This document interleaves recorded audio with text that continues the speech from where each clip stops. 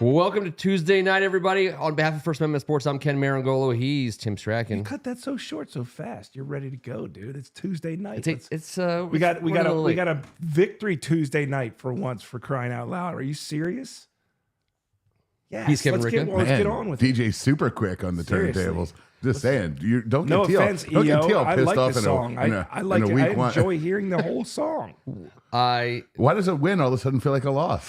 What just happened? It is true. Everything just got totally ruined. Well, we've been Very negative, positive reaction to the start. having some issues, and I just decided that we weren't going to even mess with it. Cut the this cord. week. You just cut the wire. Yeah. Also, EO provided us some new material, and I put my hands all over this, and it's never good for a audio board, generally speaking. Yeah. So, Greg Martin, EO, Brad Ripito on the board already early. Hey, nah. We do ask anyone watching for the first time or hanging out with us on a Tuesday night to hit the subscribe button. It's the cost of a click. Whatever you're paying per click these days, that's all it will cost. One click is all it takes. We appreciate What it. does Kevin wear at our next benchmark? He got the bike shorts, so Well, that's 20 more subscribers and The bike shorts 200. really rubbed off on everybody. we're close to 5,000. We're almost to 5,000 subscribers. all right, board. Come up with the Tell a next thing friend. Kevin has to wear when we reach 5,000. I don't know if that's a great idea. I'd say boy. 10,000. It was I a think he'd huge be hit much the more next time. Yeah. amenable time to a around. bigger number. There's them stank hoppers I Last bought time used. around, it was great. I bought a pair of used booty shorts from Iowa. Really did the trick. I don't know where you go from there, to be honest with you. Well, there's many other states and different There used is. shorts out there, I'm imagining. I'm thinking yard sale. Jams. Some jams, some tennis shorts. yard you know, sale the or tennis ones that had the Ocean- adjustable anything. strap. Ocean Pacifics.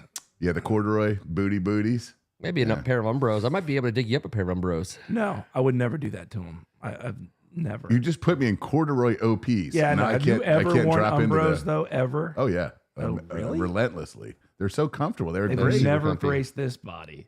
Well, good. Terrible for you. Umbros feel great. What? Manner of They're speaking, very Ken comfortable. Harris. I know Ken has. Welcome. Of course, I have. They They were. were, Ken they were in has one style. now. Well, I wore them until they went out of style. But I mean, I wore them every day for practice for like 10 years. And then I went to college, and I was the only guy every night. I think there was probably like if I was to go to a carnival and someone was to draw a caricature of me, there's be some Umbros involved. I'm pretty sure. You're umbrelling, huh? I guess so. I feel like you skipped it because you went straight from the naval suit, like the Navy officer stuff, just straight to khakis and pastels. Me? Yeah. I think that's kind of, there was no in between. I'm pretty much a jeans or khakis guy. Yeah, That doesn't, true. I'll throw sweats in there once in a while. You got to. NES Tecmo, you are looking live into the basement of First Amendment Sports on a Victory Tuesday. Thank God it's Tuesday. Washington Commanders are 4-5, and it is. I mean, I never thought I'd be this happy about 4-5, and I am. How are you on our predictions? We're gonna get to that when we do Okay. predictions for Seattle. We'll bring those out Nice. because winning and having a Victory Tuesday Teaser. is fun. And it's why we love our team. And that's what made today's article by John Feinstein, which I'll just start out. Didn't read it.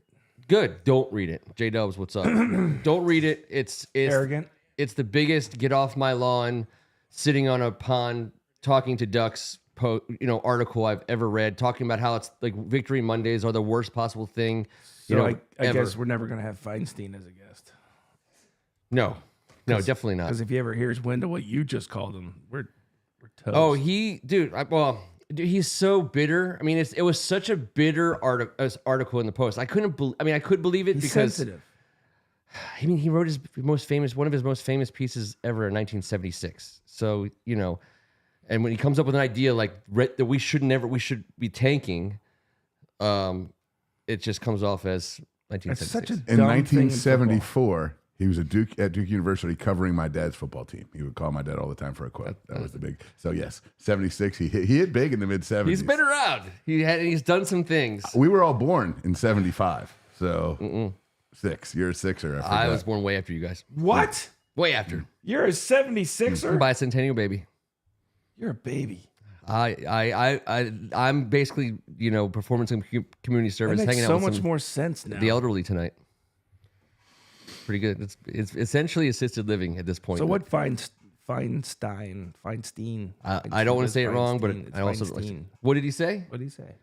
In short, we talked about whatever he's noting how happy people are about winning, noting the talk of Victory Monday, noting this says.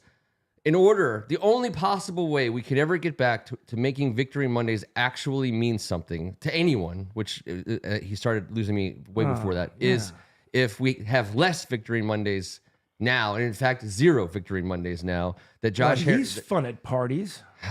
Dude, it was so terrible. It's the equivalent of saying, you know what makes massages feel real good? Just hitting yourself in the crotch over and over again, and then getting a massage, because it does feel better. But what are you talking about, weirdo? It's so bad. We have video evidence of you dancing at a wedding. Please pipe down. Please pipe down. This is true. I mean, so I'm a guy. I read the Washington Post. I'm almost a cover-to-cover guy, just because over the course of the day, I'm going to read everything in all the sections, and I like it's the local paper. But a lot of sitting on the turd hopper, just trying to get through your day. I have Some timeshare. Stinky news you're reading there, bro. Not ready to Airbnb or VRBO my stall 3 time. But the notion that we're riding high and feeling good. No one's booking Super Bowl plans with this team. We just like to win on Sunday. Is that okay? Yeah, we like to win on that, and I've always argued, and we don't have to go into it, but I've always argued that winning begets winning, and winning you're always better off winning than losing. And if you think you're not, then what the hell are you in it for? But haven't we talked incessantly on this show about how ridiculous the even concept of tanking in the NFL is? And now our owner was the guy who invented NBA tanking. Oh, two different possible sets of rules. He's selling two ice cubes to different sets of Hawaiians. living. I understand. You can't, as a player, you cannot. I agree. tank. Football does not allow for it. Someone will get hurt. Now, the front office can set up a team to not be successful and do everything they can to make it hard on them. But these are professionals that are on tape and auditioning, if not for that team, the next team. Football is not the tanking sport. No, It's not. It's not. You can't do it that way. And if you try, something bad's going to happen. So it's kind of something bad did happen. Something bad happened here. We lost, and we continued to lose, and we were a losing team. We were a loser team. It's disappointing Feinstein would even say that. Well, it's disappointing that a man who's seen winning and losing at all the different levels thinks that in the National Football League that you can't. I mean, Vince Lombardi said it best, right? Vince Lombardi was like, losing is both winning and losing are habits. And you don't want to form one and you want to form the other. So I can't. It just doesn't. Losing is a disease. Muster. As contagious. Yes. As polio. As polio? Wasn't that polio? It might have been polio. It was a long time. Quote from a movie. Was it? What is The Natural? The Natural. Yeah. Okay.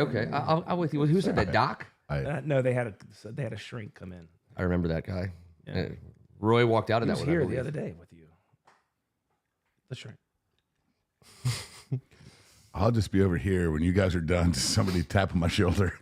Just give us some more time, okay? You got it. Just give us a few more minutes. Take all the time you guys. We'll edit this out later. He's having a Feinstein rant. I threw it out there because the guy. I mean, he is a name. He is a guy who's done some things over the years, and I think for him to be that professional though and say that, it just doesn't make any sense. And try to ruin Victory Tuesday. He failed. He failed. He cannot do that. If you think that guy could ever ruin a Raven fan victory for me, then it's and a Jets fan. I just hate that there's somebody who read that and thought who never agreed with it, and who read it and might have said okay, but and also he has a little bit of a couple of logs in the fire in terms of what he thinks this team should do on a going forward basis. So, in addition to being a total curmudgeon, as Ken Harris said, with regard to tanking in the NFL, which is dumb, he also has he wrote an article recently, which he continues to reference, including today, a new name for the Commanders, which I believe he wants to be. Someone tell us the name he wants. It's the worst. I blocked it out of my mind. He wrote an article about a while back, and then today he said the Washington Yawn Commanders, and it was like a link back to his article about the name he wanted. Damn it! I wish I could. Now I'm going to stick on it. But that and Obviously, fire everyone. He's okay with firing Ron Rivera today, tomorrow, or yesterday, and everyone in the building. He says Eric Bieniemy should be the head coach right now and going forward in next year. Which some of that stuff We said that last week. whatever. He does really know football. I mean, like the back of his hand. Well, his That's what- swimming it boggles my background, mind. his swimming background really set him up for it. He got fired from the Naval Academy for broadcasting games because he was using all kinds of languages. Yes. Yeah. And then his swimming background that's the second swimming background reference I've gotten from him today, on him today. He talks about it all the time. Mm-hmm. He'll remind you. The monuments. That's right. Thank you, Ken Harris. Thank you. The Washington Monuments. Because they're so scary. He wants us to change our name to the Washington So Monuments. imposing. Well, I kind of like it because it's essentially the Feinstein, the Washington erections. It's a huge boner. He's talking about erections. Right It's a now. Washington boner. We're going to name ourselves after an erection. I don't think so. The most phallic symbol on the planet, just about. Well, does he just mean that specific monument? Or The just Washington any monument? Monuments. They're He's all erections. pluralizing it. Whatever. He's pluralizing it. It's made of rock I hard don't know if he granite. thought that one all the way through. But he won't let it go. So, anyways, it was noteworthy in that I was surprised. If we were 2-7, if that math works out, and you're thinking to yourself, okay, I know what I'm buckling myself in for the rest of the season, and it's okay to find the positive in being terrible, and the positive would be that you get a higher draft pick. But we're not 2-. We're 4-5. We're a game out of the wild card, and I mean.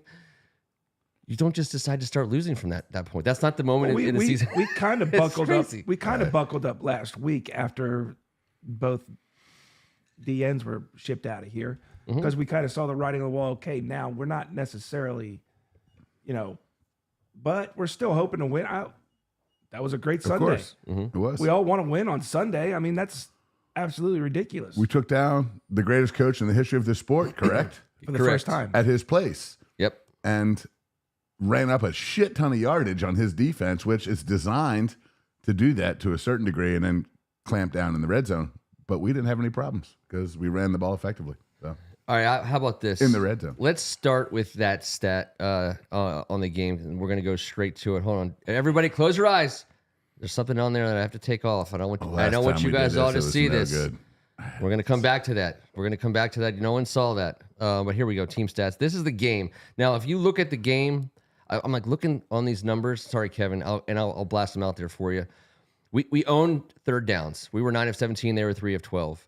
We owned. We ran more plays. We had 100 more total yards. We were better yards per play. We had obviously more passing yards. We were better yards per pass. We were, better in rushing. We had more rushing attempts. We were better. With a better team. We had 37 minutes of possession versus their 22. This wasn't close when you talk about a game between two teams. The 2017 score, and make it and dragging it late.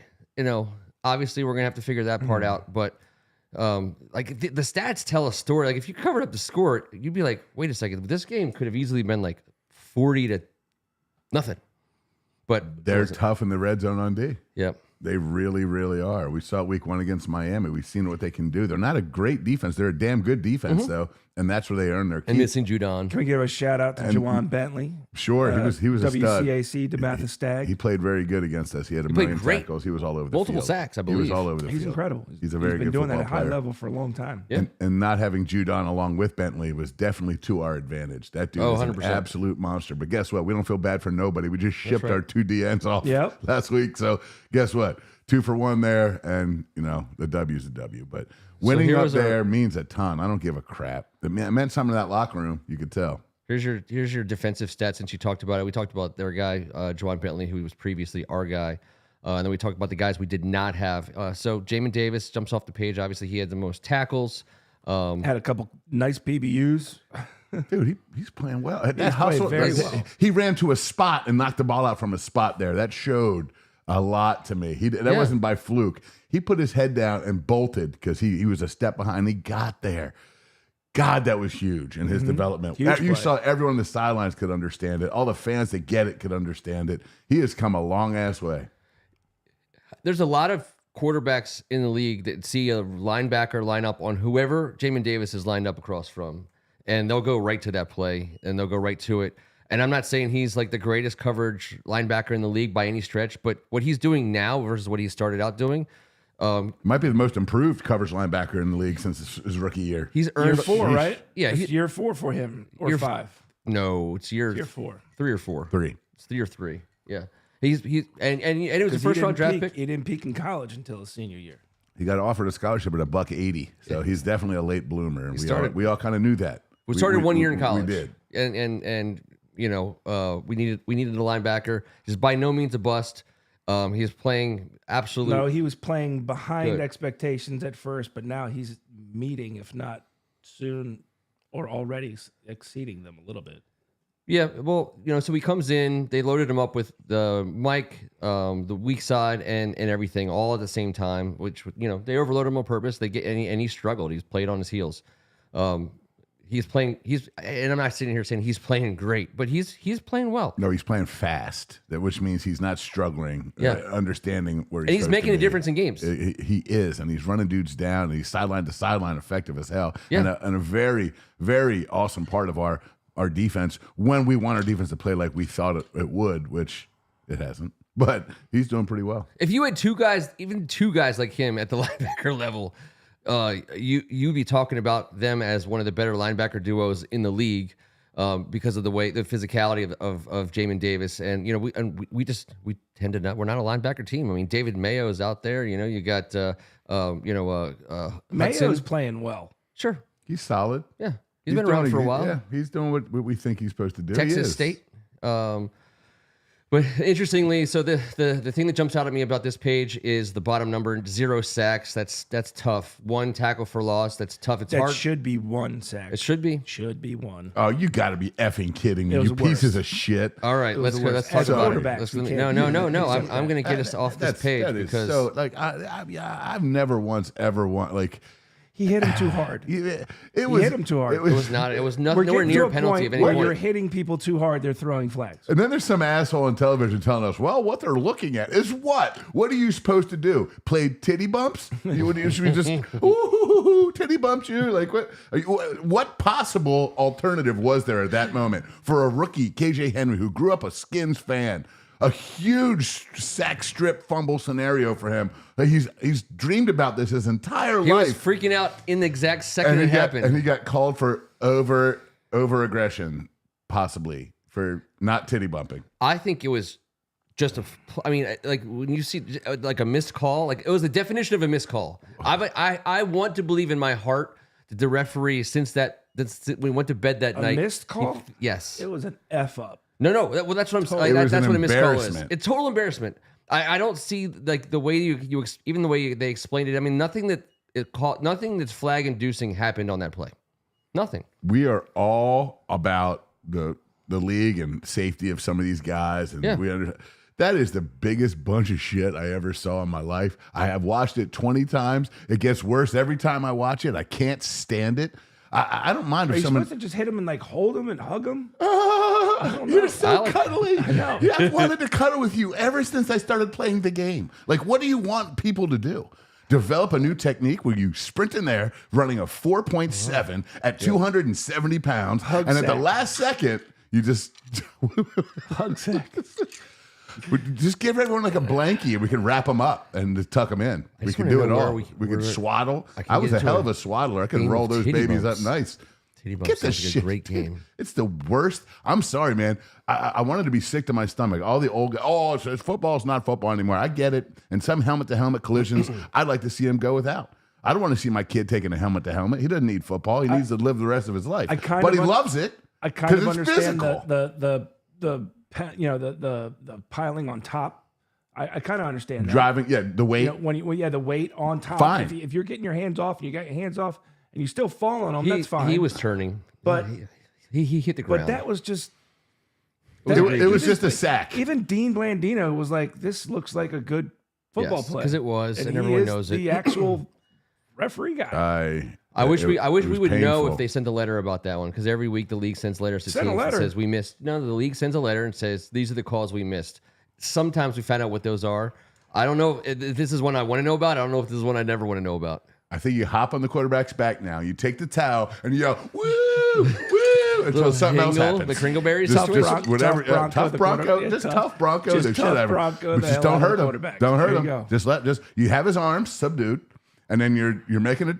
You're waving a flag. You could give clinics. I can't wait. Yeah, we can make money. Tough Bronco clinics. Yes. TVs. Let's turn a negative into a positive tonight here in the You already TV. love that word sack, though. Sack Tough works for you Bronco already. I know, but Tough coming your Broncos are way. amazing. I can't wait. Get all the kids out on a nice fall day and Tough Bronco the crap out of people. Tough No Bronco one the gets hell hurt. out of everybody. It sucks that we continue to see the wrong side of these penalties, and that was definitely one that could have cost the game, honestly, especially in a 3-point game. But so I don't know. I'm never going to get over that in 1 year. That it's like everyone else is LeBron and we're the no name, or Jordan and we're the no name guy. We're like when we were kids. Washington Generals. Yeah, we're the Washington Generals. We're like when you watch the There you go, WWF when you were a Feinstein. kid, and like Write it down, sir. We're the Washington Generals, you turd. Hulk Hogan would come out on like Saturday morning to wrestle somebody, and it'd be like Hulk Hogan, he'd this huge entry, and then like he'd be like, and in the other corner, and he'd be like some 5'8" guy with like a baby blue, speedo From Hoboken, From New Hoboken. Jersey. He was always from Hoboken. Jerry Myers, and it would be like, who's this guy? You're going to get killed today. They're getting But chairs. you're talking about such great memories. Yes, and that's now we're from Hoboken now, and we're wearing a baby blue swimsuit, and we're getting our asses beat by Hulk Hogan in the center ring. So I'd like Late 80s, 90s WWF. I'd like for that to change at some point. That'd be huge. It's like they're just working my nads like a speed bag on a weekly basis, and it's just absolutely. I know. I would like to Mr. Fiji them, reach directly into the crotch and throw their special powder right in their eyes so they can finally see something that would help us out a little bit. Because when I saw that tackle, that just sack, that regular ass play that happens, I'm sorry, on my 13U field all the damn time. Yeah. My son has taken 50 hits worse than that this year against the I teams we believe played you. against. I It's not believe even you. close. He's looking at it and then looking at me, and I'm like, I'm sorry, 13-year-old. I have no cogent answer for you. This is ridiculous. Yeah. He's like, Dad. I'm like, I know, dude. We don't sit there and bitch and moan because helmet to helmet's no joke. I don't want someone taking, and all the stuff that's happening, the knee injuries, the low, I get it all. This? What else is there? No. What's left? Tickle torture? Tough Bronco. Yeah. Tickle And torture? Tough Bronco. Far be it for me to like talk about a Cowboys play, but the Stephon Gilmore pass interference on AJ Brown on Sunday night, like again, we're talking about egregious things that happened that the referees called major game-changing flags on, and it's just like it's evolved so far to this point.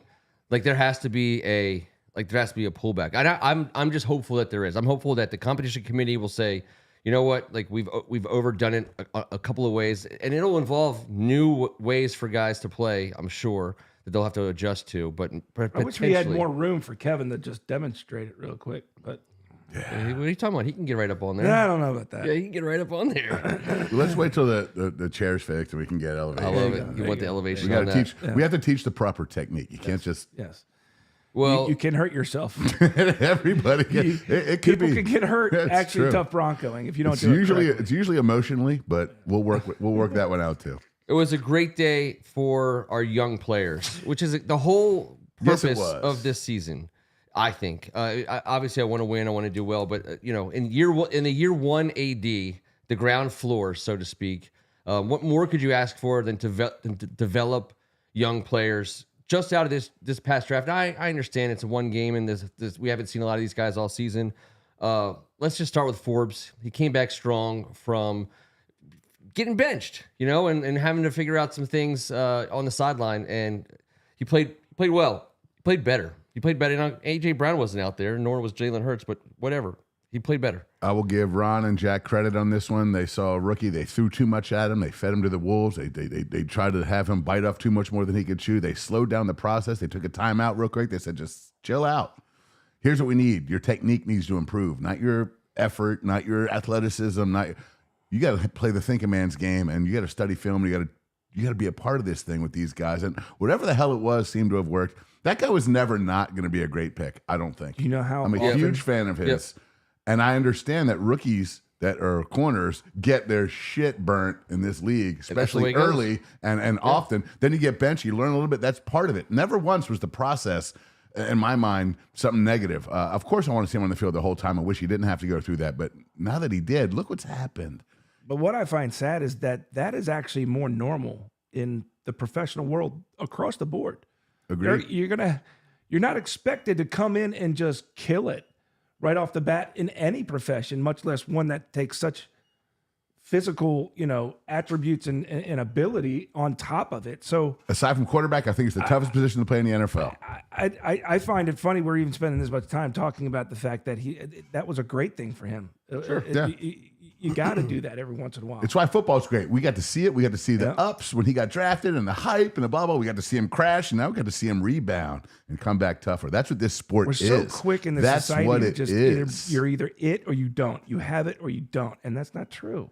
And I hate to say this, but a lot of people, you don't have to have played it, but you have to have been, I think, in the locker room, whether you're a manager, whether you're a person that travels with a team. You have to understand what this team is all about and how the ups and downs of a 17-week season go to really understand that this is part of the this is it's like raising a child. You can't expect this kid to know it all at 10, 11, 12. And if you want to just jump his ass and fire him, well, you can't go make another one.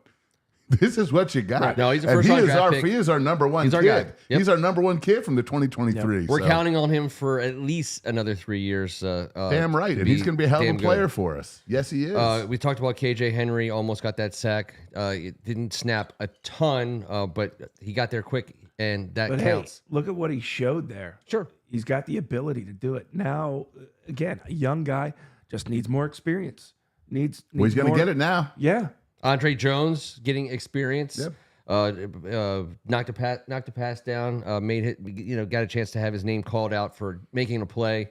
I mean, Chris Rodriguez last week he had some hard, tough runs, and I think he showed that he can carry the ball if you want him to. How about his ass on special teams, running down like a? That's what I was gonna say because he didn't get any. Sorry. Well, he didn't get any carries this week. He had the opportunity that he had this week was on special teams to make a tackle. And first of all, it was a great special teams play. There was like two guys who came in, pushed him right, and Chris Rodriguez was 1-on-1 and he made a tackle. He looked like he made a tackle before. We've seen him initiate contact in the SEC like a battering ram. But to see a guy like that who's just a football player coming here trying to win a spot, and listen, next year he's going to get 1 million carries for us. He's going to be B-Rob's help, and it's super cool to see a guy like that.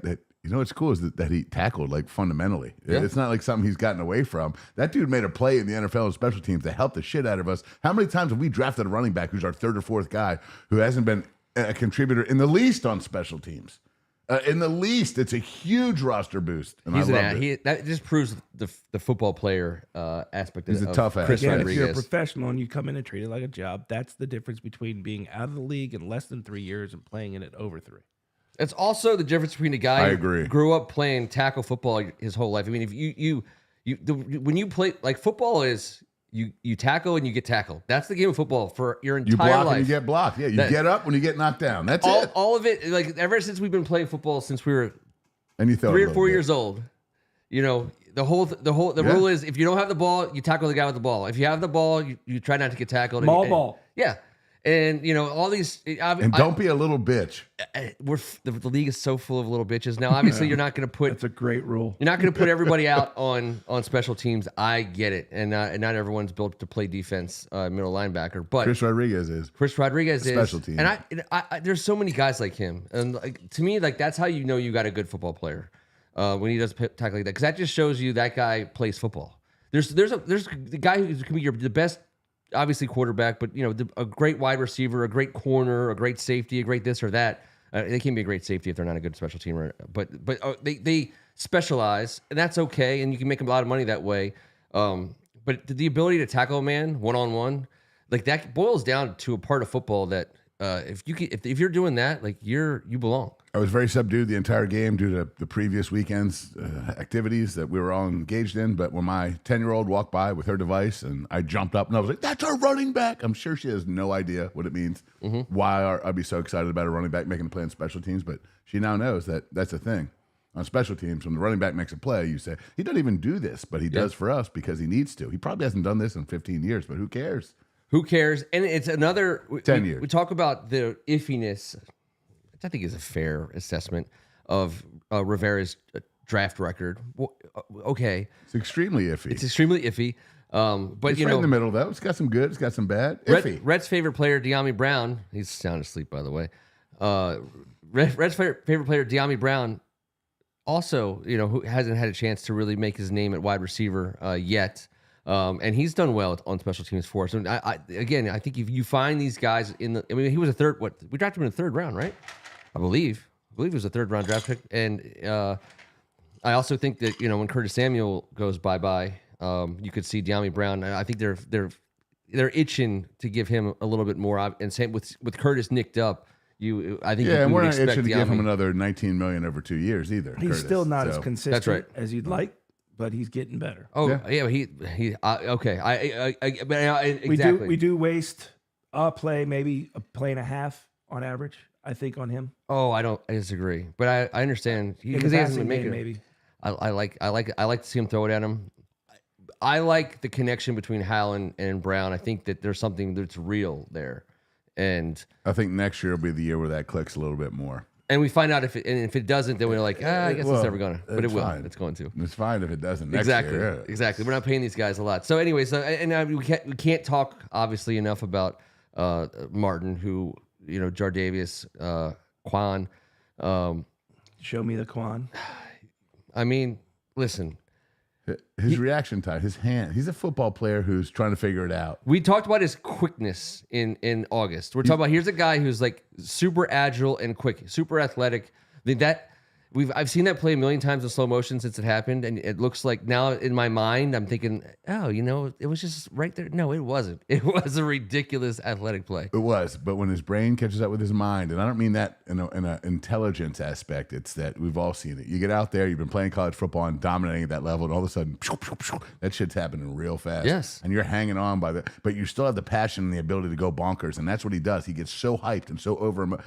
Another Rivera and Del Rio going like, just chill out over here. You're not getting any snaps for a minute. Here's what we need out of you. It's a 3-hour real-time football game. You can't blow up in pregame and lose all your energy. That's right. You got to learn that you have to be more of an assessment, a doctor, if you will. You've got a job to do. You've got to get in there and you've got to assess that. You got to use the emotion when it's ready and available and help your teammates with that. But you can't just be all emotion and no technique. And I think that's a lot of what he did early in the year. Great to see him making a huge play. That was not just great to see him make a huge play. Great to see him closing it. Great to see him close out a game. Yeah. That's He made it official. You know, because Jamin Davis did that a few weeks ago, and now in pass coverage on a slant against a freaking exactly against a guy, a wideout, not a tight end. Yes. Ending the game on an interception. You talk about like things you like markers in the that we get to that we can point to and say, you know, these are things we were able to accomplish this year, even though we might not have, you know, won the Super Bowl. You know, closing games out in victory formation, that doesn't happen very often. We've been, I mean, how many games have we watched over the last 2 years where the game ended with on the last play, either us or the other team with a chance to win? How about this year? Danger Russ threw a Hail Mary against us. Yes. We were a 2-point conversion away from going to that would have been hell.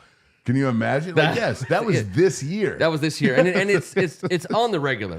You know, it's on the regular. Same thing against Philadelphia in the first in overtime in Philadelphia. And a lot of teams in this league are subject to that because as we're well. not good. Just us, but we're pretty damn good at it. Because we're not good, but we're also not.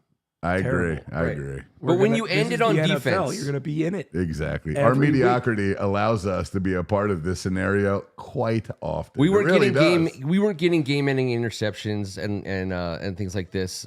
That's two in a span of a couple weeks. Let's look at our offense because the last 2 Can I weeks. get some whiskey for this look at the offense? Yeah, let's look at our offense and let's talk about. Here you go. Why don't you have some of that? That's the good stuff. Let's go over here to our stat background and let's talk about. I'm going to just save the best. I'm just going to save the best. Let's go wide receiver. No, let's go running backs because it allows us to talk about the good stuff. It's important. We had a good. We're going to start with wide receivers. Spread the ball around. Or start with Rogers. 9 receivers, I believe. 1, 2, 3, 4, 5, 6, 7, 8, 9. He had hit 8 already in the first half. Yeah, but 7 fast. 7 in like the first 3 drives. Spreading it. Love the again. I think we look at this. We look at this set every week in the first. I think we all agree. you want to see that 10 handle on targets to McLaurin, especially when you're going to throw it 50 times. I really want to see the second column get over 100. He needs to be For McLaurin? Yes. He needs to be a consistent, close to, if not averaging 100 yards a game. And if he is, I think we're okay dominating. I'm okay with I think this offense works to get there. Sure. Only because, well, I just think it's still early in the game. He's still learning all the ins and outs. And we know in certain weeks we've targeted him early and often. And those are the weeks he's had the majority of the targets when he gets 3 or 4 in the first. We kind of get off of him and get used to him not being. But whenever we need a damn play, he's the guy that we should be throwing the ball to. Yeah. And I think everyone understands that. Well, the other thing, and I apologize for paraphrasing, what you just said, but he is a wide receiver, a classic wide receiver one, in that he always gets open. But aren't other wide receiver ones in that 100? See, so I'm this is where you and I will disagree. I'm not in the 100. I'm not in the must have a wide 100 receiver. Yard. I don't think he has. I think what he has to be is I think he has to be high volume catches. I would want to give him. I think if he can be like 9 or 10 catches a game, whatever. If that's 8 yards, 9 yards a catch. I mean, I think like 9 catches for 91 yards. I would take that. His ability to block in the run game, he's a savage. He's always going to have extreme value on a team and a franchise that loves running the football and throwing it as well. But running the football has to be a deal. Of course, he could go and have a bonkers night. If he played for the Miami Dolphins right now, he'd be going batshit crazy with their. I believe that. Sure. I love having him right here. I think the Steelers would love having him. I think teams that the San Francisco 49ers would pay a buttload for him. Like, yes, exactly. He's one ours. of the, like a Steve Smith type guy that, listen, is he going to get 200 on you? He can. He sure could. But he might get 67 and beat your ass physically. With like 6 catches for 10 I'm just yards saying that's each. the type of player I and Steve Smith was one Out and of only. the three of us, I just feel like I'm badass. wanting more, a little bit more. Well, when you have 9 guys catch, because it's just 325 yards, which we'll get to the guy who did it. That's a decent day. It's not a banner day, but you get over 300 yards in passing, and the ability to spread it out. By the way, this is a Eric Bieniemy / Sam Howell scenario. Eric Bieniemy is going to put the ball in everyone's hands, and that's just how it's going to be. And let's talk about how it's going to be all week long for him. And he talked about it, and they mentioned it in the broadcast, but it's what we thought about, especially in the green room last week, talking about Eric Bieniemy versus Bill Belichick. It's great. He put on a show. This is not a bum-ass Bill Belichick defense. This is NFL-wise, this particular season, this is an above-average defense. And we just put work on them. We just gave them everything they wanted in the run game, the pass game, and our starting quarterback was calm and in control in that first half. That's evident. The relationship those two have and the chemistry that they are creating and the confidence that Howell is showing leading this offense. I love saying it, T. Rolling and controlling the O. Yeah. He was absolutely playing at his own pace. They were not speeding him up. Nothing was giving him a problem. He was in a rhythm, and the ball comes out quickly. And you can just see this guy. 2.3 seconds. Feel him getting on his better. completions. Better, and better. And I'm sorry, but in that locker room, when these guys who we believe in, and if we don't think that Terry McLaurin is the face of the franchise offensively and John Allen isn't defensively, when John Allen gets up there and for the back-to-back weeks in a row and said, we know he's won the locker room. Get out of here. If John Allen says it, he said, John Allen doesn't. We know he doesn't mince words. It's his call. And imagine what he gets to say. Imagine what who's going to argue? Nobody. Imagine what he can do with a competent line. Thank you. Well, before we get to talking about the quarterback, a couple other things to note on the receiving line. Obviously, Jahan Dotson, another decent week. And this is the thing about Jahan Dotson. That touchdown catch was sweet. That's strong-handed. That's where we need. Dotson's a touchdown guy. Yes, he is. As a rookie, he put 7 in, and so we need him to score closer, touchdowns. Ken. You're right. He's a drive closer, and he has proven it against Philadelphia on the final play of regulation. We threw a high and outside heater. Yep. We trust those hands. We need those hands. And he was going for him again at the end of the first half against New England. Unfortunately, that was the worst play of how's any. But Jahan Dotson 4 for 69 pedestrian T, and it doesn't jump off the page. But he is a touchdown scorer. When Jahan Dotson scores touchdowns, our offense is performing. And then you. But if your number 2 guy is performing like that, that's fine. I think that's a number. I think that's his I'm job. more stuck on the average of across the league. Is all I'm saying. I get what you're saying about our offense. You just want him to have a bigger dick next to all the other big dick receivers. Like, a trend in the NFL is But to have it's very that one thick. dog. It's super thick. Super produces thick. way more. Yep. That's all. I think That's great. That's great production from your number 2. That's for Terry. Yeah, no, for Dotson. No. I'm saying I think Dotson. Terry's going to be Terry. He's always going to be our best guy, our best receiver. But I think in our offense, since we got Jahan, I think his job is to snag touchdowns. I mean that's what he did last year, and he's dropped a couple this year. I don't think he's going to blow your skirt up with 1,200 receiving yards. But I think he's the kind of guy that can get you 7 or 8 a year at least. As we evolve, he may be. But here's the deal: we're talking about job description in Kansas City for the last 4 years. There's 4 different guys each season that had over 200 yards in one game. 4 separate receiving individuals had over 200 yards in one game.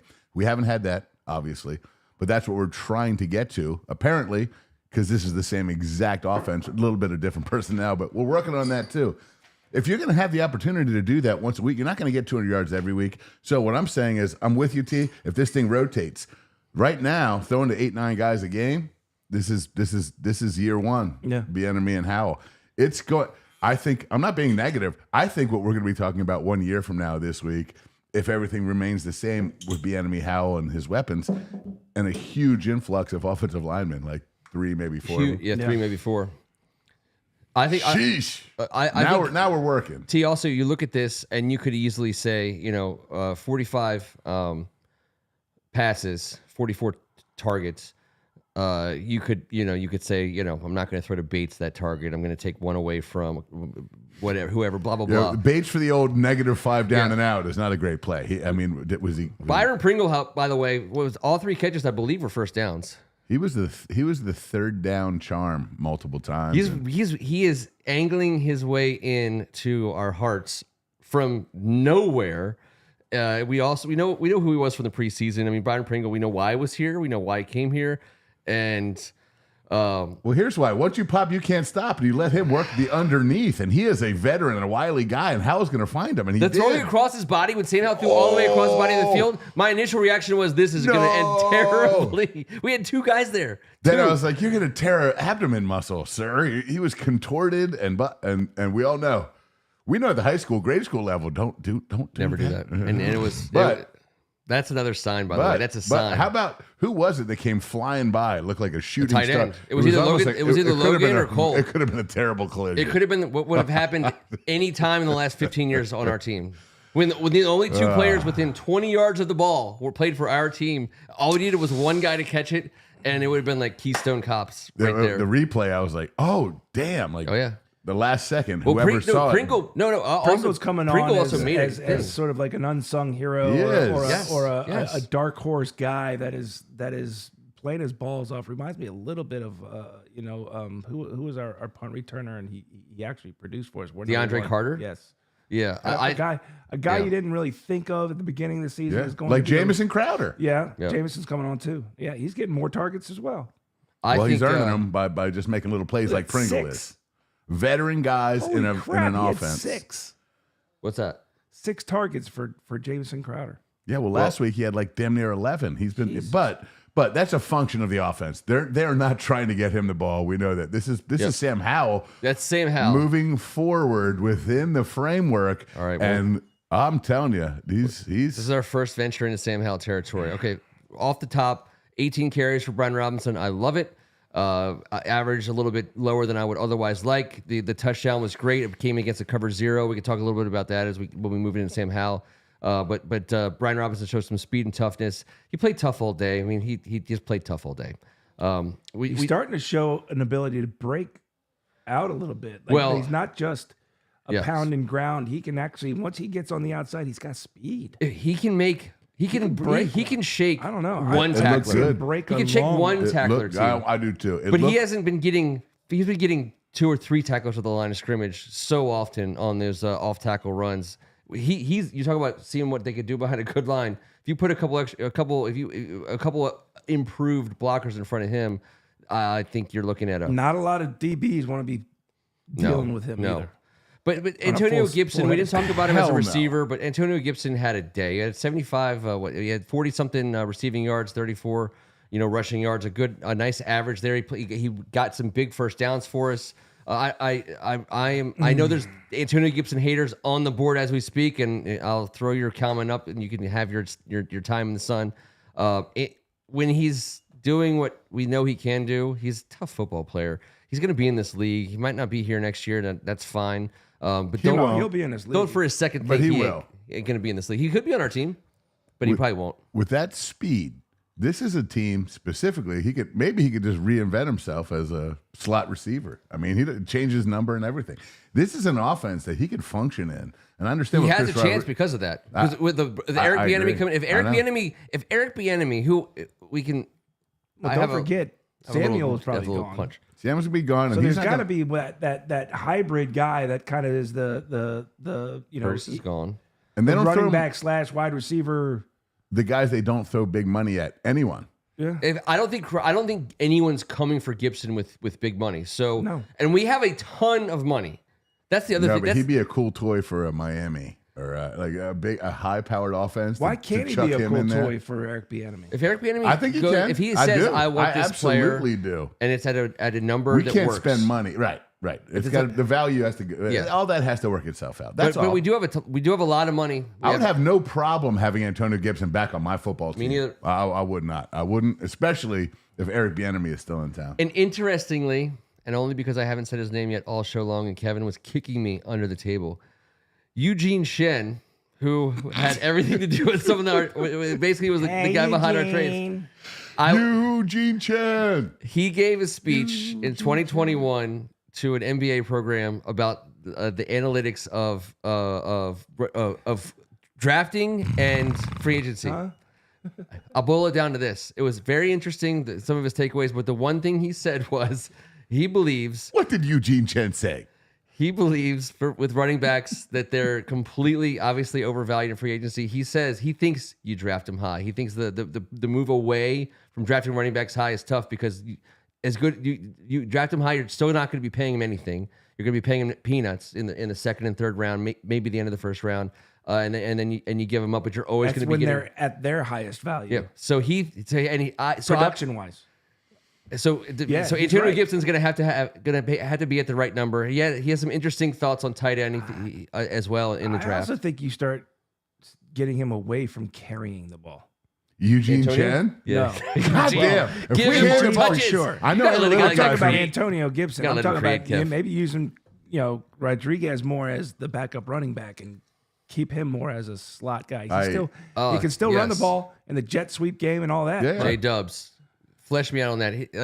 He had a whole thing about tight ends in the draft. Well, I love tight ends. I know you do. Yeah, And here's why. Tight ends are great. They're few and far between, They're my and why favorite Logan weapon. Thomas is still here right now and might be again next year, even though he's going to save us a tremendous money against the Caps, is because there's not many Logan Thomases. He says tight ends are the most underrated player in the draft. No way. They're the most valuable. Underrated. He's I saying don't think teams. so. He said teams underrated. Like they don't draft them high enough. T. I think they're the best weapons on the field. No, I think we're agreeing here. yeah, you guys No, are. It's exactly. all No, semantics. he's saying they're underrated. He's saying people aren't putting enough value into it's them in the draft. potato, tomato. That you got to go after and get them. It's potato tomato. There are some offenses that don't. They're utilize undervalued. tight end. He said I don't like them. every year he thinks that the tight ends are undervalued. That the best ones should have been drafted higher. So he thinks he's willing to spend a second round draft pick on a player that the league might otherwise take in the third at the tight end position specifically. Anyways, tight ends and quarterbacks. Eugene Chen's kind of a pervert too. By the Yes, way, he is total pervert. He's like tight ends are the greatest. I love tight ends. I'm an analyst. After Just quarterback. like 'em. After quarterback. I feel like he does sound like J-Dubs. that. I feel like he says this a lot. Right at the end of whatever weird ass shit he just gave his speech on. Eugene Chen. Shen, by the way, it's Shen.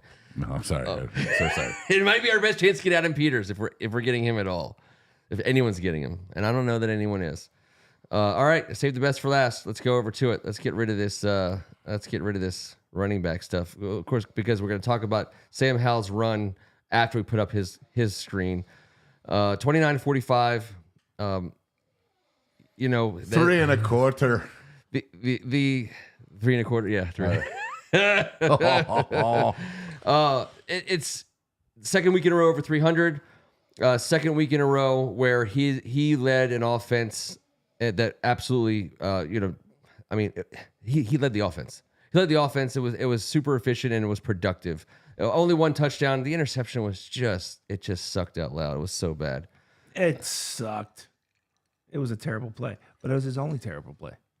Well, here's the deal. It's his worst play of the season. In week 10, and I keep saying it, and I'm not, it was fucking horrendous and I hated it. Terrible. But Vilma couldn't even stop talking about how bad it was. I know. But he did. He was right. Because he was it was. balling otherwise. And everything you just said was completely true. And that's it. If we can keep that perspective, and that is true, both of those things are true. He was balling out relentlessly, and that was the big turd burglar of the 3-hour afternoon. He knows it. We knew it. But his reaction to it is my favorite. He just has this and you kind of get the feeling that shit's never going to happen again.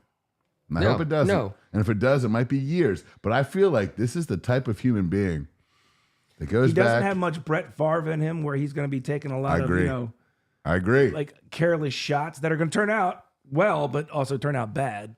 He's not that type of like gunslinger. But he has the arm for it. I hate that term, gunslinger. He manages the game better than that. Hell yeah. That's what he tries to do. Yes. He's got that live arm, but no, he is not. I would not call him a gunslinger. So you're right. Those aren't going to be mistakes I think we see. But often. this number here, the 27-yarder, the 27 yards rushing, that 24-yard play, it's not a 76-yard to the house call by RG3 against the Minnesota Vikings with the game on the line. I understand there's a slight difference, but at the same time, it was 3rd and freaking 23. It kept the drive alive. It ended up being the drive that he threw that interception on. But I know it was the best of times. It was the best of times. It was the worst of times. I'm not going to sugarcoat it. But think of the context too, right? It was right towards the end of the half. Making a play. I mean, it was the last. I don't blame him for taking the shot. It was. You got to know. It was a bad shot. I ejected from my feel couch that guy there. on the run previously. Though I felt the best. And he just has no quit in him. He's comment from the board. Feisty fighter. You hope I got this a lot. It doesn't put him in health on Sunday. You call a timeout before that play. Yeah, we had 3 at the time. That point I will grant you. I mean, when he threw the play, because it reminded me of the drive against Philadelphia to tie the game that sent it into overtime, where like he marched the team down and got into the end zone with Jahan, like and it was, you're like, oh my God, how did this just happen? That drive against the Patriots there, and they were running that play. I gotta feel like he's on a heater. Here's where things get dicey in the NFL. You're in the red zone, and Bill Belichick's the D coordinator, and you're in your 10th start. You have your first-year offensive coordinator, and he's looking out at you, and you are now, at this particular moment, 0 for 3 in the red zone on the day. On the day. It is a mismatch on paper. It's a mismatch on the field, and you've got to run the ball for success, which we had already done. Over 2. That made us over 3. And he's trying to make a play, and this had nothing to do with Bill Belichick. This was backyard football. Sam was on the flank. He's looking to make a play, and you guys remember week 1, he made a similar play, kind of contorted his body and threw a pass to B-Rob that I was like, I've never really seen that before. Yeah. Yep. Like that little 4-yard weird dump off, so you could tell he's not afraid to try, and he was not afraid to try, and now he should be more afraid not to ever make that play. He was trying to squeeze it in. He was. The one you're talking about, B-Rob kind of leaked late, and it was an awkward throw. It was. But I mean, it was cool. It wasn't fit. He was trying to fit that in. I know. He was trying to fit that in, and it was off. He was on the run. He fit some others in from the pocket.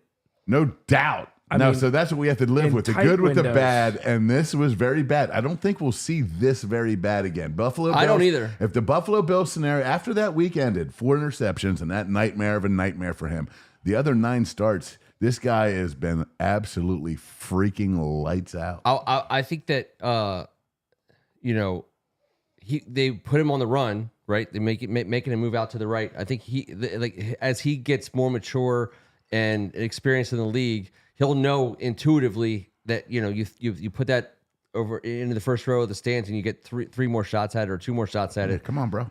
So he knows that. Yeah, it's tough. But at the same time, talking about a 300-yard quarterback again. This is the part of the show where I will kind of throw some stuff out to the people on the board. I want to talk about Sam Howell right now. I want to talk a little bit about Sam Howell. 300-yard games is it? 2 or 3? Back to back. It's back to back, and I believe it's his third. It's his third on the year. Well, no Redskin quarterback in 10 starts has ever thrown for more yards in 10 starts than Sam Howell. None. Rookies, I got another stat veterans, for you. I got another stat. no matter what the hell it is. We'll throw this off, and we'll put Sam on. Howell has thrown for more yards in 10 starts than any quarterback in the history of this franchise. Here's So how be a little our telling. guys start. Here's how our guy A stacks little against telling the about league. what we have. Our guys. Couldn't agree more. Number Tim. More two in the telling league. about what we had. Both.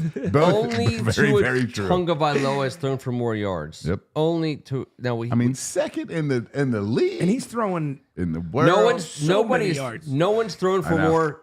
No one's had more attempts in the top 17. Now Look who's right behind him. Only talking about the top you kidding 17. me? Only talking about the top 17 guys. No one's thrown of these guys. No one's had more attempts. No one's had more completions. His 66.6. So you want to parse this out. I spent some time looking at this already, so I apologize for having already seen a lot of these numbers. Don't apologize, kid. We're 4 and I've been 5. rolling in numbers all weekend. Tua, And forgot most of them. Patrick, Josh, Jalen. You're talking about and the other 3 of the top 5. You're talking about quarterbacks. You think Bieniemy's good for a QB's career these days? Just saying. The subtle differences, so stat wise, our guy puts it, together. However much you want to read into rating, he's the lowest rated quarterback in the top 17 besides Matthew Stafford. He goes Matthew Stafford, then Sam Howell. I don't even want to get into that. I don't even care about that. The interceptions are the highest in the top 17, but the 14 touchdowns are right there. The only and again, if you're looking at numbers, you want to talk about bye weeks. Tua, Patrick Mahomes, Josh Allen, and Jalen Hurts have all not had buys yet. So all those numbers right there are through the same amount of games played with our guy. So yards wise, the league, it's a quarterback league. We're not saying anything nobody knows. And you get your wins. When you talk about wins above replacement, you talk about all the stats that go with analyzing this game. You have to have a producer at the quarterback spot. But there's another thing that you have. It has to also you have to have a winner at the quarterback spot. And those are two separate things that have to go together. And we've had producers, but we haven't had winners. I look at Sam Howell and I see a freaking winner, man.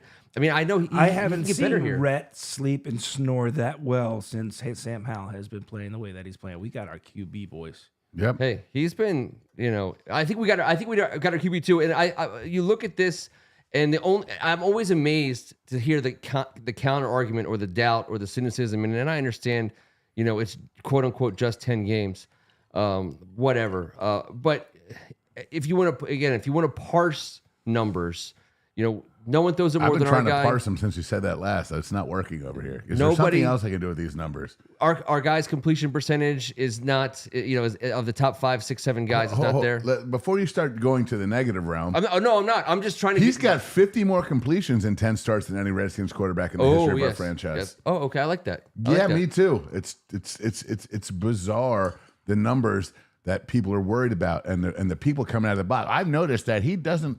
Well, he holds on to the ball for blah blah blah, and this is devastating. And the franchise could be folded up, and the Redskins might be. I know it's wild. It's where we live. It is It's where we're at. I know this. No one's done it better in multiple categories. And by the way, he didn't walk into such a dreamy scenario with a first-year offensive Name coordinator. me one guy we've had that we would want shit. over him, including Kirk Cousins. I cannot. None. I will not. 0. And it's not because he's our guy now. It's because we've seen everything. Fellas, we have seen every starting quarterback. Like we talked about, 2 of us are born in 75, 1 76. Yep. We have seen it all. Did you know in 1975 a man named Randy Johnson started a game for us? Randy. Right. Did he make you Randy? Did he have a mustache? No, I don't know. He might have. I'm sure he did. Oh, Sounds like are you he did. kidding me? There's no chance he didn't have a mustache. And It he was never Randy threw a Johnson football in that the killed a 70s? bird either. I would guess. But point being, Sam there's Howell's also a franchise lot of quarterback. Pro Bowl guys. There's also some Hall of Famers mixed in there. And I know in recent memory, there's not a ton. This guy is the dude after 10 games. And if you don't like him, then try again this week because I'm not sure what there is. Put that back up. Just look at the names around him, right? So this he is, has by the way, that this ability. is just ranked by passing yards. He has that ability, right? He has that ability. all he has to do now is sustain it. As some sort of just He hasn't shown any sign that he can't sustain it. The coolest thing, consistency now is the only question. Jason Kelsey's in my opinion, podcast with Travis this can week. He do this? Can he do this after a couple of years? He talked about how you attack guys like that, how you attack young quarterbacks, and you make them make dink and dunk. You make them check down. You make them go with the low guy. And Jason Kelsey, who's been around for a hot second, his statement this past week on Sam Howell was, our game plan against a guy like that is always to make him grind out drives against us, make him take 5 yards here, 7 yards there, 3 yards there, make that happen. And they're good. The Philadelphia Eagles defense is good enough to do it, and they did it. Patience, young man. And our guy, and Jason's comment was he was able to do it. Like most kids don't have the patience for that. Most young quarterbacks aren't going to be able to handle that. The toughness was there on the third down run. Obviously, the toughness has been there on the 44 sacks. It's still let's throw that up. Like if you want to talk about a number that jumps off the page, his percentage of passing on third down was ridiculous.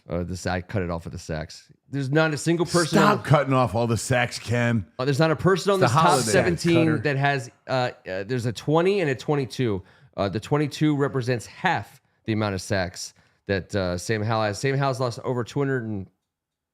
I wouldn't say just under 300 total yards. There's no one even close to that. No one even close to that. But you know what? 4 sacks in the last 2 weeks.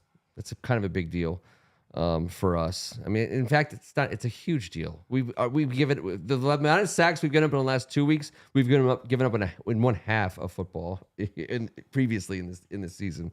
So I'm loving the change away from Gates. I think that's got to be permanent as long as Tyler can go. I think our offensive line played well. And I like this lineup a whole lot better. Oh yeah, than the first few games. I mean, the results are that way, and I agree because of it. So, but I thought Sadiq Charles did do a good job. Injury bunched him out. Chris Paul. Now the center position, Tyler Larson, it's a difference. Has made a difference. Yes. That's a freaking fact. And you've been again. Listen. Gates is out there on the sidelines. You saw him a bunch of times. He's still a team leader. He's still all in. It's because he knows we can't cut him next year neither. So, yeah. But the guy, Sam Howell, what he's doing in the locker room, what he's doing in outside of the locker room, what he's doing and how he's doing it so calmly and collectively, I think he might be exactly what we needed. Some people are going to reject it right away because we've tried to take the medicine that we needed before. His comportment, the way he handles himself, it's like a freaking 10-year veteran, guys. It is. After games, he's a coach's son. He takes responsibility for every mistake that and everyone takes else no made. credit for anything and diverts. He does everything specifically correctly that we've always wanted. He's got the arm. He's got the ability. He's in week 10. People need to embrace this guy like the locker room has, like some of the people that know it have, like we have. Yep. It's We're paying all love. 200 yards per passing yard. I love it. So I read Kansas this and I City's chuckle 10,000. because I love that Ken Harris has a little bit of Raymond in him. Yep, he does. And I love that. Got a lot of Raymond in him. No. It's beautiful, Ken. I read that stat and I was like, I wish I wrote that stat and put it on the television screen. I love it because it makes perfect sense to people like me. You go, oh shit. Oh well, okay then. And by the way, one of them's earned it and the other one will get there. Yep. But that's what you do in this league. As you get better, you get paid. So Sam's got 2 more years after this year of a grand total of us paying him $2.3 million. And we're not even allowed to rip into that for a while. Like, you're not even allowed to. I wish we could. I wish we could. Xmas. But we can't by law. It's such a beautiful possibility for what we could possibly try and achieve in the next few years. And then we'll pay premium for a guy like this that we've had in our guy. That's who you pay for. That's who you pay for. Right. Had a chance to do that previously, and we didn't. I hope we don't make that mistake again. He's trending towards the place that we He's needed definitely trending. a QB to trend for a very long time. And I've argued that and I put it on our social media stuff for today and on Hogs Haven that I think that the 4 and 5. I mean, no one's. We're not going. Where are we? We're not going. With our predictions? We're not going 6 to midnight had us on at being 4 4 and and 5. Hold on, 5. I'm not going there yet. I'm not going there yet. You didn't.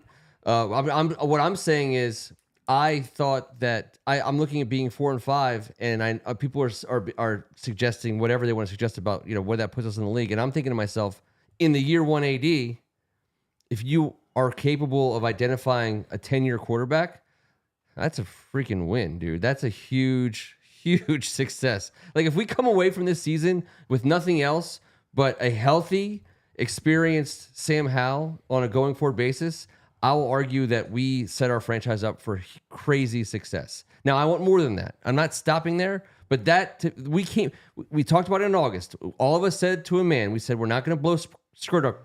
We're not going to blow sunshine up your ass. I'm not blowing any of them. I want it to be said, I'm not blowing anyone that you just suggested. Up or we're around not trying to. We have a guy that started one game. We're not telling you. We're not telling you he's going to be a Hall of Famer. Your skirt. I'm not. Blowing. We said we think he's the guy. We think we're not trying to tell you he was a first round pick. We're not trying to tell you anything about anything. No. He's shown that he belongs in this league as a quarterback. That has been our opinion, and I think that it's been proven out. And T's going to be blowing some skirts. That's happening. I had a point. I had something good to say. But now I just feel like I need to defend myself against these accusations. We have got our guy. The Sam Howell narrative that started this summer is I mean it's on the side of the people who said it's everybody look at this guy and say, wait a second, he might actually be the guy. He's a player. He's a football player. He's proven it. And if that's true, my point is we have had a hugely successful first year of Josh Harris and the new regime. If you start with if it unfolds properly, if he stays healthy, that's the guy. And if someone said to you on Labor Day weekend, dear Ken and T, I don't know why I'm doing this with my pen, but here's what will happen this year: we'll be 3-5. We'll trade away both of our defensive ends, never signing either, and Sam Howell will be the best player on the team, second in the NFL in passing. Done. We will be 4-5. Take it. All day. We would have sat here and looked at each other for 2 hours and been like, wait a minute. What the fuck? We did it. We did it. Hold on. We did it. So our defense is some doo-doo? Yep. Yes, sir. It was no, it's bad. It's so bad. Jack Del doo-doo. It's now, so bad. He's been and good, and they won't fire him. And average. Inexplicably. He's been everything. He's been good, average, and everything between. He has. But this is weird. And Sam Howell being legitimately, I'm not saying he's the face of our franchise and blah, blah, but he has been the best player on our team. NFL-wise, his production is very good. There's not a player who's playing their position on our team better than Sam. We've said this for 6-7 weeks. No, and there hasn't been a player. If we look back at quarterbacks, we've been trying to unearth a franchise quarterback since RG3. That was 2012. Now and before that, but that's really when. And before that, but that's really. If you want to look back over the last decade, RG3 was drafted to be our franchise quarterback, and he flashed. When we drafted Kirk Cousins that same year, he was a franchise quarterback, and we let him go. But no person who's been here, no guy who's played quarterback for us, not Taylor Heineke, Carson Wentz, Alex Smith, none of those guys were like had the kind of ceiling that you would attach to a guy like Sam Howell. That kind of ceiling is the only thing you're looking for. Ultimately, I mean, you love to have guys who can come in and play the position professionally. We thought our G3 ceiling was going to be but I'm saying extravagant. It was not. It was there for 7 straight games and made it to the playoffs, and then it crashed. Hold on, I watched it. He got injured. He dominated physically at a league that no one does that. As a rookie, I was like, why is this guy doing this? And then he got beat out of it. I mean, he got violently assaulted out of the league. They Shanahan'd his ACL. Yes, they did. That means that you just get rid of it. You got Munson. And then, you take the patella, you make sure that the cadaver is not available in the mail, and then you actually just de-ACL him, and you're good. Done. Yeah. No, now he's in the booth somewhere. No. Well, Wentz is with the Rams today. Is he? Yes, he is. He was signed this afternoon. No way. He was, and we played them later this season. Son of a b. And if he could only get in, it would be so tremendous. It would be the greatest. We already didn't get Taylor Heineke. But again, it just goes to show you, like, we've been looking for a guy. I don't want to get Taylor Heineke. We got, I mean, may he rest in peace. We drafted Dwayne Haskins in the first round. I mean, we've gone through. I mean, we've been in the search. We've been head to the ground, nose to the grindstone in the search. We've been searching for the guy. And I think that the people out there who don't want to believe that Sam Howell's the guy is that I think they have to wake up. They got to look and see what this guy actually is. And I'm gonna give them the benefit of the doubt here. They've been beaten. They've been beaten down. We've been told this once or twice. We've had high hopes, and I get it. It's been a long time. This guy is so refreshing to me just to watch play. Just I don't care what just watching him go about his business. I have more confidence in him with the ball in his hand than anyone in any recent memory. That's it. So he's the best rookie. So of the guys that we've drafted, he's the best long-term prospect. And I'll say long-term prospect because I've shared this with you a million times. In training camp, when we had RG3, there was a pool amongst the beat reporters of how long this guy was going to last in the NFL based on the way they were playing him. They were like, there's no way. There's no way. And he was tough as shit. He was tough as shit. He took a lot of hits. I give him that. He was tough as shit. He was. I loved him. I loved him for what he did. But I knew it wasn't sustainable, but I thought we'd have a 5-year window, not a 5-minute 2 or 3. window. There's been no single player that we've drafted in the last decade that's shown that they can do the job for us over the long term, than Sam Howell. I mean, he's number one, more so than Kirk Cousins. What he does that Kirk Cousins doesn't do is he has balls instead of a vagina. I mean, dude, you stole it from me, but we were thinking the same thing. We spend way too much time We were thinking together. the same thing. There's a total missing wiener here. There's a missing Poor wiener. Kirk. You just gave him the weirdest set of genitalia I can imagine. Sam plays the position differently than Kirk did. You can see it right away. You're damn right he does. You're damn right he does. And Kirk plays it in a way that's going to make him good for a long Kirk's time. played it freaking spectacularly for the last few years plays at a different level. Technically Yes. sound. He does. Yes, and Sam's trending towards a different style of quarterback. Part of his problem is winning a game when you got to let your balls drop a little bit and get out of just being technical. Kirk and wasn't running doing for 3rd and 23. Whatever you got to do to win the big game in the big moment. I think Sam Howell has the technical ability, but he's showing to me, and he needs to prove it, but he's showing to me he has, I hate it's a cliche word, moxie. He's got, he has got. I love it. I mean, Bob Knight just passed away. He has got an it Seems factor a little to heavy-handed. him. Yeah. And I can't wait until he proves it in a crunch time game. The cool thing as we transition to the final segment of the show and talk about the Seattle Seahawks and the coming games, a little bit about the playoffs. We're a game out of the wild card. We're not going to get too ahead of our skis on that business. But the conversation about Sam Howell is this: if that guy continues to trend the way he's been trending, and you get off the bus on Sundays with him at quarterback, there's you can win games. You can win games that people don't think you can win. Win games, you can win them off the field for the next 2 seasons because he makes $2.3 million combined over the next 2 seasons and including this season. But no, I'm talking about making the playoffs. I know. And making a run in a way that people aren't going to expect out of our team this year. I'm talking about 2.5 years of having a guy making 5 cents a pass. Sorry, $200 $200 a yard. $200 a passing yard.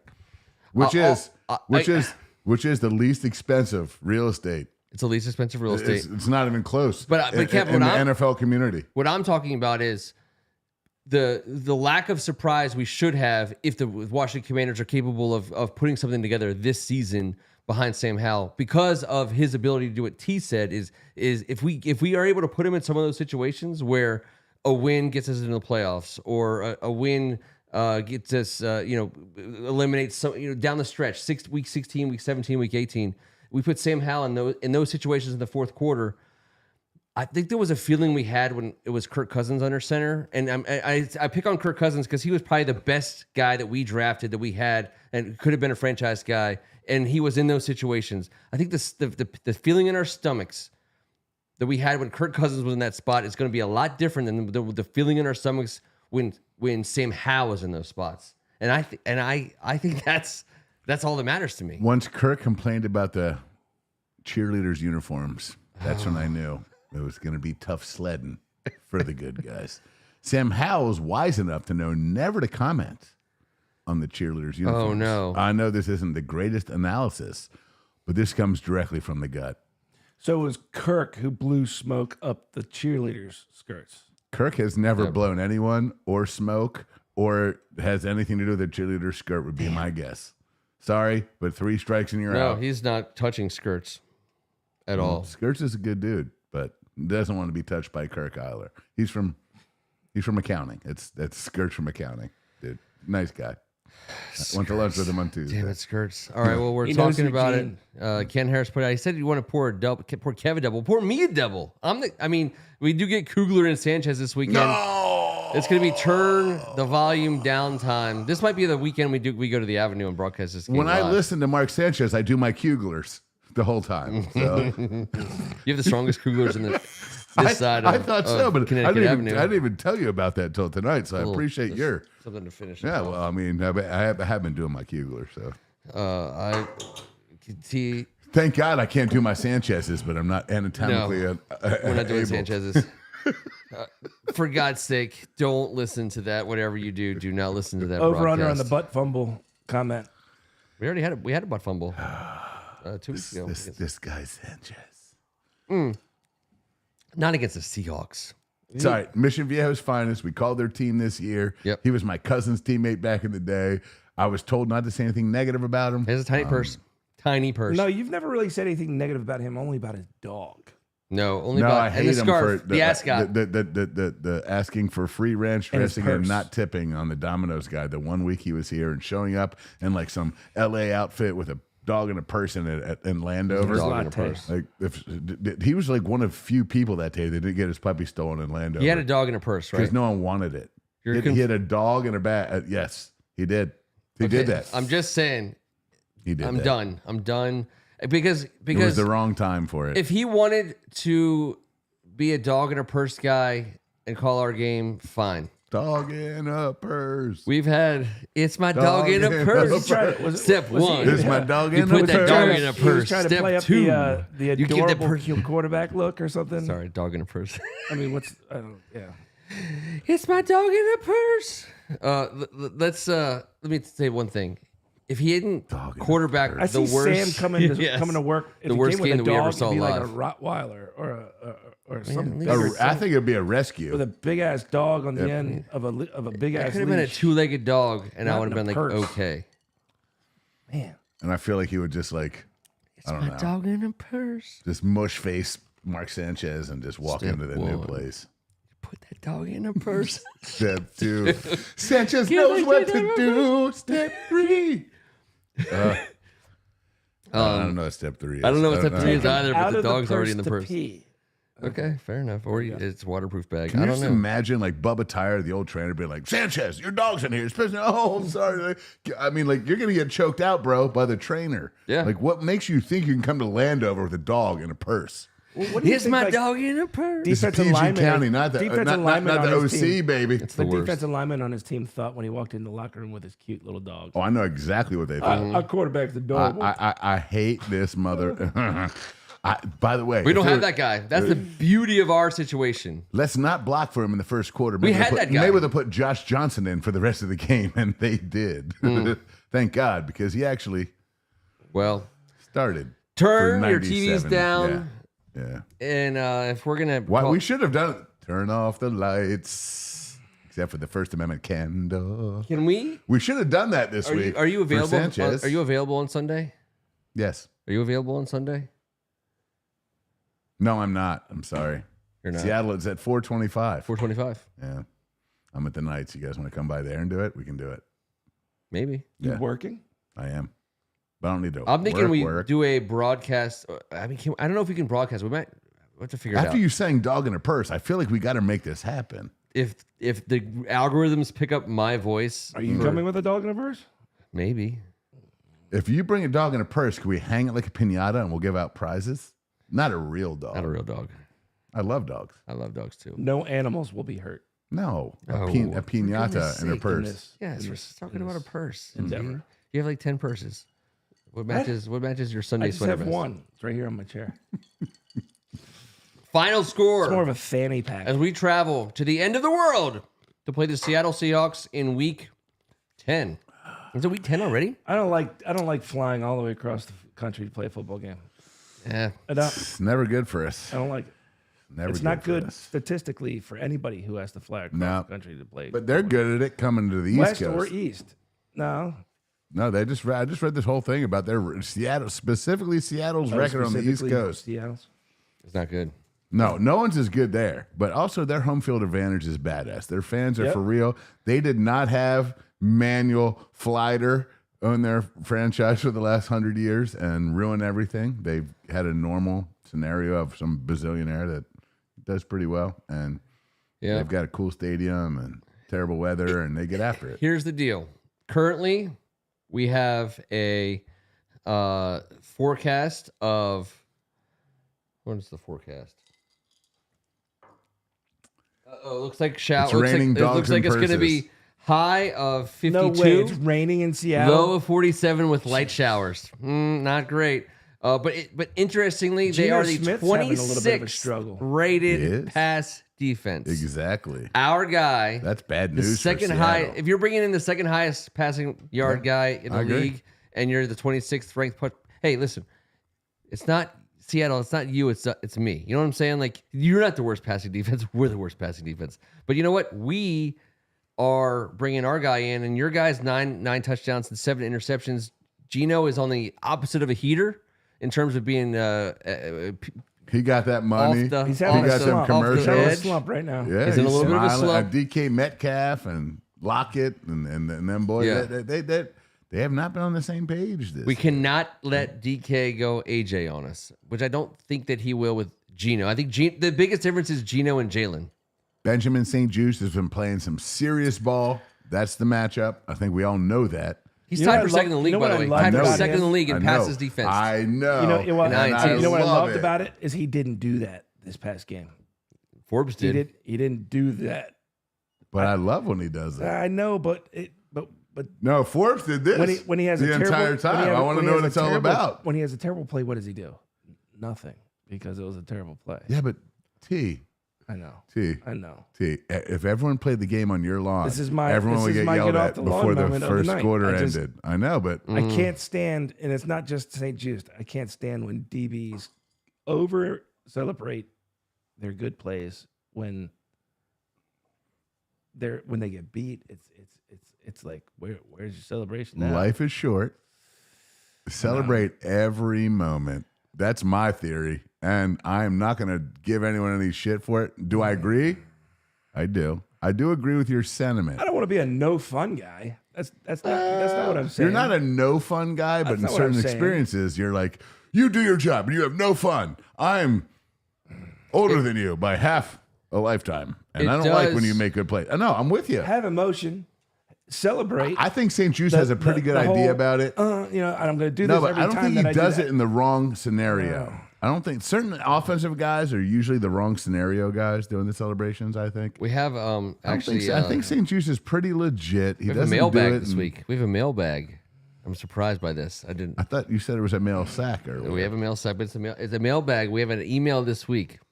It comes from someone named Benjamin. I don't know who that is, but it is might be someone nearby. And he says, "Dear T, are all of your couches in your house park benches?"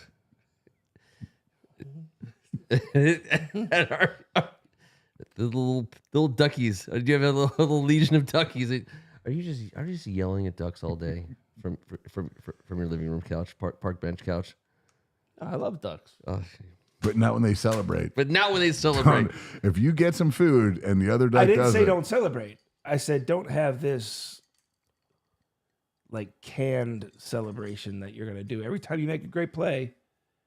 yes, Because you look like that's you what look it like is an now. asshole No, but when you have a shitty play. See, I don't think that's true anymore. Celebrate your good play. Everybody celebrates Don't have a everything. choreograph. Life is short. That's You're the choreograph that I hate. Here's the deal. Choreography? I know, but You here's like my choreography. deal. Not a No, but choreography. here's my Choreography. point. And I've had this I'm not a conversation. choreography I've had this guy. conversation with many people in my family. How about this?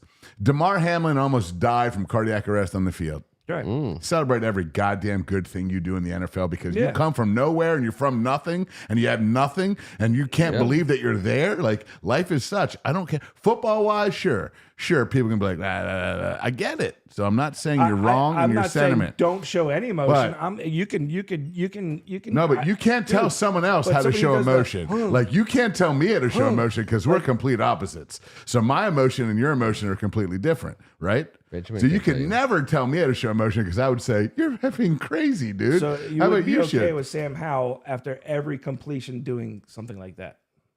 No, I'd be okay with not Sam Howell. That's not his personality. I'd be very, very celebratory of anyone showing their personality. Mm-hmm. Sam, I'm very applauding of his. Not just because I agree with you shouldn't celebrate, because I love his personality. My point is this: if you plan a league that's this dangerous that you can be out of tomorrow with no guaranteed contract, and you're from nowhere with nothing, have at it, boy. You are living your dream. In fact, every second you walk on that field should be a dream. So that's how I look at it. And I don't care about who celebrates. They're going to get theirs at the end if they've earned it. You know what I mean? The guys that celebrate incorrectly, it will unfold. I just don't need to get yelled at 30 to 20 the entire time. Is already in the books. You can't pick that. T, I gave you the first chance. I'll go last. Seattle. Nice call. West Coast. Very true. Long trip. All true. Absolutely. So far, so good. So far, they so are good. not. I originally had this as a loss, but I'm feeling differently. I'm feeling good. I'm feeling 27. Damn it. 23. Good guys. It's going to be my exact guess. I'll go last though. All right. Then I'll go. Then I will go second. I'm gonna do something weird. Second to last. I was in that vicinity. I don't like the trajectory of the Seattle Seahawks. I think they're not even. I mean, they have distinguished themselves as not being the best in their division by a long shot. Just the same as us. As have we. I was gonna say. Yeah, we have also established. So we that. are battling with some good players on an imperfect team and a decent coach. I like Pete Carroll, and we're at their place and it is raining and I hate playing in Seattle in the rain and even a light shower. But I like our guy. I think he gets his, and I do like us getting. I'm going to continue to predict us to score 30 or more. I'm going to go 31-20. Good guys. I also have always predicted. I hate traveling. It's just not good. But Sam Howell kind of changed my mind a little bit. That third down, 24-yard run just showed me that we might have something brewing here. And I know how well he plays on the road. He's talked about it. He's proven it in his college career. 23-20. Commanders. If all of us are correct, then one of us we get to go to Shakey's. Will have had the right record through week 10. Oof. He has us at 5-5 after week 10. I have us at 7-3. You have us at 7-3. We're a little bit heavy. Yeah, a lot heavy. God, freaking! By the way, the Giants are so Stop. effed. Giants in Chicago game. I hate the Bears loss. Showed punch. I hate the Bears loss more than anything else. But the Giants are so effed. The Giants are so bad. They're so screwed. And we're never. That was disgusting. It's like you're watching them to see what else goes wrong. I know. Or when it goes really wrong. Yeah, but we were watching that, and then they beat us. That's the biggest state of our season, in my opinion. I hate to losing to an 0-4. I like 24-23, J-Dub. I was thinking 24-23. 23-20. I'm sticking with it. I'm 27-24, manner of speaking. 24-23, J-Dubs. We're going to be back Bears when we and talk Giants. about this. Big week. Oh, shit. Big game. Everyone on the East Coast is going to see this one live at 4:25. Don't miss it. If we're going to be doing anything, we'll let you know. I don't know if we will or won't, but we'll try. Yeah. We got to figure it out. 4:25 in Seattle. It's going to be weird there, right? It always is, and it always is. They're going to throw the fish in the market. They're going to wait. You're going to see a guy catch a fish. The pregame, they're going to be 2 for 2 on fish completions. I hate it. Every time we play Philly, there's a cheesesteak. Like, what do they show down here? The Washington Monument? Nothing to eat ever. Why? Just a big boner. That's why Feinstein wants it to be, or Feinstein wants it to be the monuments, because that's what we're doing. This is not good. It's going to be terrible mascots. good It's again, going to be yes. very rigid. He'll like it. Because He'll his love dance it. moves Oh, the at Brendan and mascot Jess's race? wedding. You don't think they're going to have the mascot race? They're gonna have No, the but mascot how do you have a race with too. not the real guys? You have to go with the monuments. the monument I know. Is someone just gonna be the Jefferson Memorial just racing around the field? I mean, I don't understand that at all. That's crazy. You know, everybody's gonna fight over being Lincoln's the been Washington sitting there monument. for 4 and several. GD. He definitely He's been has. sitting in the Lincoln Memorial forever. Actually, you know what? I want to put the Lincoln. I want to race in the chair. Has anyone seen Washington and the Washington Monument? I don't think so. Oh my God! It should be Lincoln. Are you kidding me? It just raised itself. You and your handicap humor is just horrendous. I hate it. Saying. I hate it. Abraham Lincoln was known to have hated handicapped folks. I don't know if you ever Hated them. researched No, he this. was miserably what? anti them. He used to throw them all. In. Yes, he thought. I've been a huge Lincoln fan my whole life. just kidding. You're gonna ruin No. Dude, you're I'm telling drinking. me fourth and fifth grade book reports. if we don't get a Lincoln Memorial replica I too love of Abraham. him in a Honest huge Abe. chair, and maybe put a little bit of some nitrous in your engine somehow. By the way, I heard it wasn't a cherry tree, if you know what I'm saying. Oh, by the way, we're gonna be on Wrong Friday president. night. If we're not doing this race with Bill That was the McGregor, Washington. are you kidding me? We're not doing the race with Bill McGregor. Is that not happening? We need to make It's not happening. Damn it. It's going to be terrible. Bill actually, in all seriousness, I joked with him about racing because we should, and he actually said he thinks it's a great idea. The race could raise money because he has become aware of people's in wheelchairs and disabilities plight with just being out in society. He says it's been an eye opener to him, and he would like to have a race to raise the money I told you we could do it. to raise awareness for. He kind of gave me a disability side eye rights. at McNamara, but I told him I was Funny like, we can thing make some is, money. Brian McCarthy told me he's coming to beat both your asses with no chair. I'm just saying, like, there's some competitive guys out there from the math. He's No one wants to let anyone win anything, but also that would be great for charity as well. I will race really Brian would. McCarthy and lose, Th- but th- I will fight There's dirty. no reason Can you for race Bill, dirty? but tackling him. I don't think it can happen right now, only because Bill has It's a bit halftime of a playoff game. His vertebra is compressed and it causes pain. So it would be an Just unfair. on the field. It would be an On the unfair field. race at this point. Okay. I love that you're giving legit. Well, I want to Yes. take him down at his highest. Are you serious? As someone, I mean, it may be for charity, but there's pride on the line, dude. Are you serious? If you think I think one of you two want to lose at bro- checkers, I'm you're putting this wrong. full rabbit over here. It's going to be so far from turtle, it's not even close. as someone whose last I name might ends in get a Joe vowel, Achterbach to help me. let me just tell boost you my all, rabbit with some, save your wait little for extra the, juice. the last odds to come out. Don't bet on the odds that are out so Yeah. far. And by the way, if you're still on the board, I mean, we got 9 viewers and 2 likes. Let's go. Come on. I love all 9 of Thumbs you. up. Love all 9 of you. Love all 9 of you. Tell a friend. God bless bring a you friend guys. next time.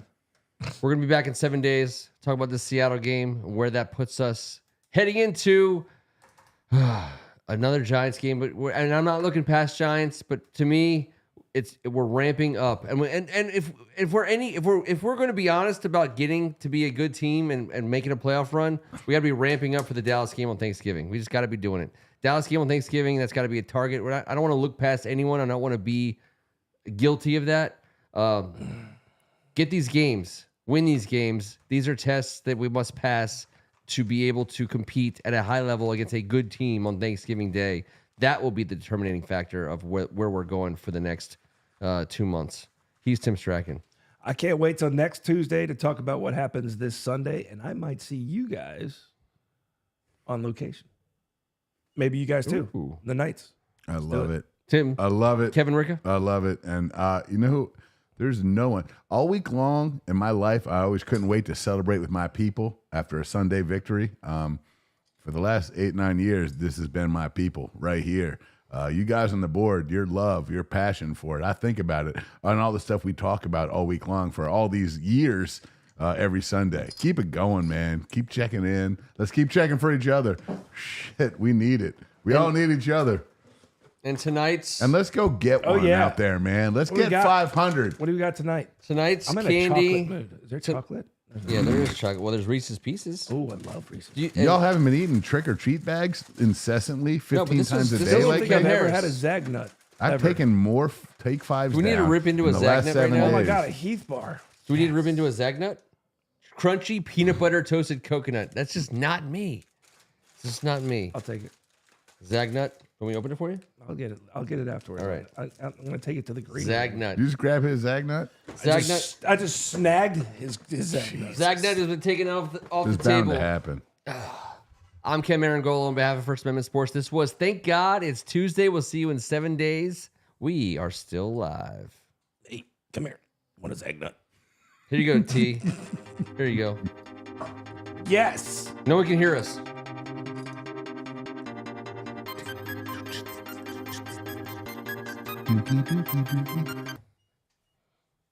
The reason why I put that out is because literally, I think that like nobody can hear us. When that music plays, it's blowing people's eardrums out for some reason. I have no idea why. Muff nut. only Craig Martin. I love it. If only somebody could figure out how to work this board. We'll see you guys next week.